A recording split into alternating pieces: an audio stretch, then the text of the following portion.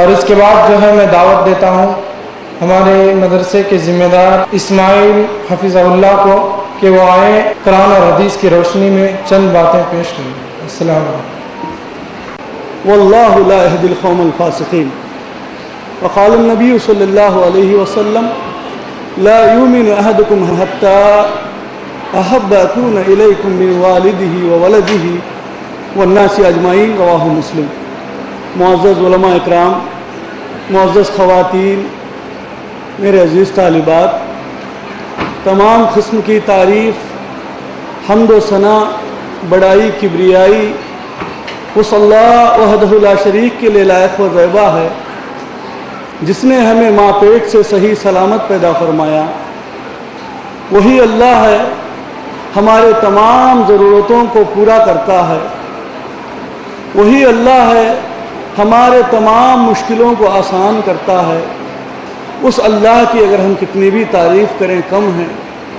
اس مختصر سے حمد و ثنا کے بعد درود و سلام کا نزول ہو میرے اور آپ کے آقا جناب محمد الرسول اللہ صلی اللہ علیہ وسلم پر، جن کو اللہ رب العالمین نے رحمت للعالمین بنا کر اس دنیا کے اندر مبعوث فرمایا. میرے پردہ نشین ماں بہنیں اور عزیز طالبات اور میرے دینی بھائیوں، میں آپ لوگوں کے سامنے جو آیت کریمہ کی تلاوت کی ہے سورہ توبہ سورہ نمبر 9 آیت نمبر 24 ہے. اللہ تبارک و تعالیٰ اس آیت کریمہ میں ارشاد فرماتا ہے. اللہ تعالیٰ اس آیت کریمہ میں 8 چیزوں کا ذکر فرمایا ہے. 8 چیزوں کا ذکر اللہ رب العالمین نے اس آیت کریمہ میں فرمایا. وہ 8 چیزوں کا تعلق انسان کے ساتھ روزانہ ہوتا ہے. جیسا کہ اللہ تبارک و تعالیٰ نے فرمایا قُلْ إِنْ كَانَ آبَاؤُكُمْ، اے نبی فرما دیجئے تمہارے باپ، وَأَبْنَاؤُكُمْ تمہارے بیٹے، وَإِخْوَانُكُمْ تمہارے بھائی، وَأَزْوَاجُكُمْ تمہارے بیویاں، وَعَشِيرَتُكُمْ تمہارے رشتہ دار، وَأَمْوَالٌ اقْتَرَفْتُمُوهَا وہ مال جسے تم نے کمایا ہو، وَتِجَارَةٌ تَخْشَوْنَ كَسَادَهَا وہ تجارت جس کی کمی سے تم ہمیشہ ڈرتے رہتے ہو، وَمَسَاكِنُ تَرْضَوْنَهَا وہ محلیں، وہ گھریں جس کے اندر تم رہنا پسند کرتے ہو. اگر یہ 8 چیزوں کی محبت کے مقابلے میں احب الیکم من اللہ ورسولہ وہ جہاد فی سبیلہ، اگر یہ 8 چیزوں کی محبت اللہ اور اس کے رسول کی محبت کے مقابلے میں اگر آگے ہے تو سمجھ لو کہ تم نقصان میں ہیں، سمجھ لو کہ تم گھاٹے میں ہیں. فَتَرَبَّصُوا انتظار کرو، پھر تو یاتی اللہ بِأَمْرِهِ اللہ کا عذاب تم پر آ جائیں. وَاللَّهُ لَا يَهْدِي الْقَوْمَ الْفَاسِقِينَ اللہ تبارک و تعالیٰ فاسقوں کو ہدایت نہیں دیا کرتا. اللہ تبارک و تعالیٰ فاسقوں کو، فاجروں کو راہ راست نہیں بتلاتا. میرے عزیز طالبات اور میرے دینی ماں بہنیں، یہ 8 چیزیں جو اللہ رب العالمین نے جو ذکر فرمایا ہے، ماں باپ کی محبت، بچوں کی محبت، بھائیوں کی محبت، بیویوں کی محبت اور رشتہ داروں کی محبت، مال کی محبت، گھر کی محبت، تجارت کی محبت، یہ 8 چیزیں الحمدللہ ایسا نہیں ہے کہ اللہ کا کہنے کا مقصد یہاں پر کہ تم یہ 8 چیزوں کے ساتھ محبت نہ کرو. الحمدللہ ان 8 چیزوں سے محبت کرو، لیکن کبھی ایسا نہ ہو کہ یہ 8 چیزوں کی محبت کے مقابلے میں تمہاری اللہ اس کے رسول کی محبت نیچے نہ آ جائے.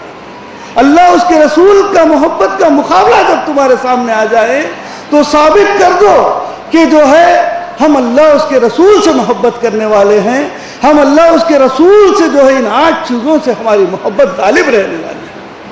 تو لہٰذا میرے بھائیوں میں یہ کہتا ہوں کہ یہ 8 چیزوں کی جو ہے انسان سے ہمیشہ جو ہے روزانہ لگاؤ ہوتا ہے. کبھی آپ دیکھتے ہیں انسان کاروبار کی محبت میں عبادتیں چھوڑ دیتا ہے، نمازیں چھوڑ دیتا ہے، ذکر و اذکار چھوڑ دیتا ہے. کبھی آدمی بیوی کی محبت میں کتنے جو ہے احکامات کو چھوڑ دیتا ہے۔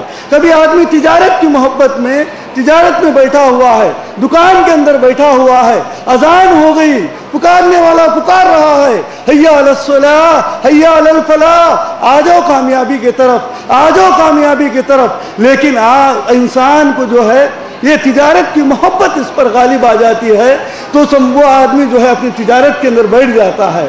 تو اسی طریقے سے کوئی آدمی جو ہے گھر بنانے کی محبت کے اندر اللہ کے احکامات ٹوٹ رہے ہو، اللہ کے رسول کے طریقے چھوٹ رہے ہو، کوئی بات نہیں ہے، صبح شام انسان جو ہے مال کمانا اور گھر بنانا اسی محبت کے پیچھے لگا ہوا رہتا ہے۔ لیکن میرے بھائیوں اور میرے عزیز طالبات، کہ ایسا نہ، میرے کہنے کا مطلب یہ نہیں ہے کہ تم جو ہے اپنے ماں باپ سے محبت نہ کرو، اپنے بچوں سے محبت نہ کرو، تم بزنس تجارت نہ کرو اور گھریں نہ بناؤ، لیکن ساتھ ساتھ آپ جو ہے الحمدللہ اللہ اس کے رسول کی محبت کو تم غالب رکھو، تبھی انشاءاللہ تبارک و تعالیٰ آپ کامیاب ہوں گے۔ آئیے میں وہ حدیث آپ کو سناؤں کہ اللہ کے رسول صلی اللہ علیہ وسلم کے سامنے ایک آدمی آتا ہے، آ کر سوال کرتا ہے اللہ کے رسول صلی اللہ علیہ وسلم سے، اے اللہ کے رسول مجھے بتائیے قیامت کب آئے گی، قیامت کب آئے گی؟ اللہ کے نبی نے فرمایا، اے فلاں قیامت کے متعلق پوچھتا ہے، اس کے بارے میں تو نے کیا تیاری کی ہے، اس کے بارے میں تو نے کیا تیاری کی ہے؟ تو وہ آدمی کہتا ہے، اللہ کے رسول ایسے کوئی بڑی تیاری تو میرے پاس نہیں ہے، لیکن یہ تیاری تو ضرور ہے، میں اللہ اس کے رسول سے سچی محبت کرتا ہوں۔ تو اللہ کے رسول صلی اللہ علیہ وسلم نے فرمایا، اے فلاں خوش ہو جا، اے فلاں خوش ہو جا، یہی محبت تجھے جنت کے اندر لے جائے گی۔ راوی حدیث کہتے ہیں، آقا کا یہ جملہ سننے کے بعد مجھے اتنی خوشی ہوئی، اسلام لانے کے بعد پھر کبھی مجھے اتنی خوشی نہیں۔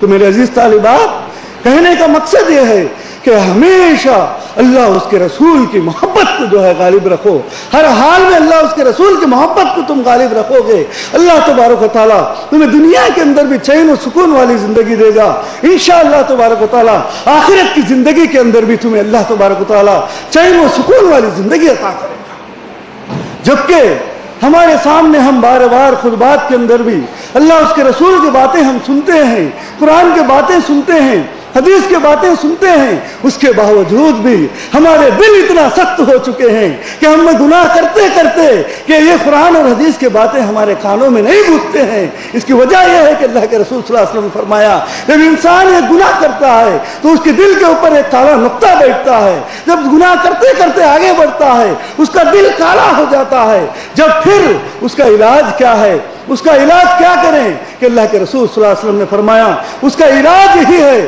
کہ تقوی اختیار کرو۔ اس دل کو اگر تم صاف کرنا چاہتے ہو، ان اکرمکم عند اللہ اتقاہم، وہی آدمی اللہ کے نزدیک جو ہے معزز ہے، وہی آدمی اللہ کے نزدیک اونچا ہے جو اللہ کے پاس سب سے زیادہ ڈرنے والا ہے۔